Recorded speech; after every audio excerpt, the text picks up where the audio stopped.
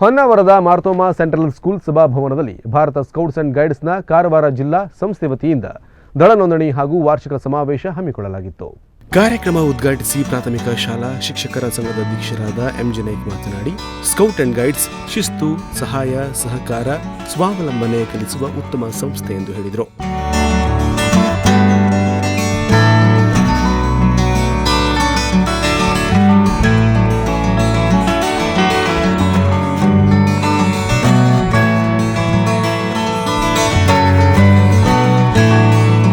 ಮಾರ್ತೋಮಾ ಶಾಲೆಯ manager reverend ಲೀಜೋ ಜಾಕೂರ್ ಅವರು ಮಾತನಾಡಿ, ಸ್ಕೌಟ್ ಅಂಡ್ ಗೈಡ್ಸ್ನ ಉನ್ನತ ಧ್ಯೇಯಗಳ ಬಗ್ಗೆ ತಿಳಿಸಿದರು. ಮಾರ್ತೋಮಾ ಶಿಕ್ಷಣ ಸಂಸ್ಥೆಗಳ ಶೈಕ್ಷಣಿಕ ಸಲಹೆಗಾರರಾಗಿರುವ ಎಚ್ಎನ್ ಪೈ ರವರು ಮಾತನಾಡಿ, ಇತರರಿಗೆ ಸಹಾಯ ಸಹಕಾರ ಮಾಡುವ ಮೂಲಕ ಜೀವನ ಸಾರ್ಥಕಪಡಿಸಿಕೊಳ್ಳೋಣ ಎಂದು ಹೇಳಿದರು.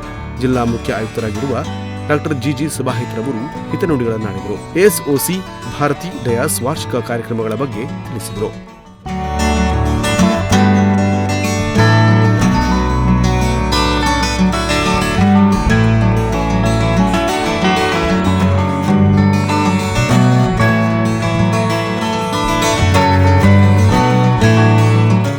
ಸ್ಥಳೀಯ ಸಂಸ್ಥೆ ಹೊನ್ನಾವರದ ಕಾರ್ಯದರ್ಶಿ ಮಂಜುನಾಥ್ ಎನ್ ಗೌಡ ಸ್ವಾಗತಿಸಿದರು. ಮಾರ್ತೋಮಾ ಸೆಂಟ್ರಲ್ ಸ್ಕೂಲ್ನ ಸ್ಕೌಟ್ ಮಾಸ್ಟರ್ ಮುರಳಿ ವರದಿ ವಾಚಿಸಿದರು. ಎಎಲ್ಟಿ ಶಾರದಾ ಹೆಗಡೆ ವಂದಿಸಿದರು. ಎಂಪಿಇ ಸೊಸೈಟಿಯ ಸುಜಯ್ ಭಟ್ ಕಾರ್ಯಕ್ರಮ ನಿರೂಪಿಸಿದರು.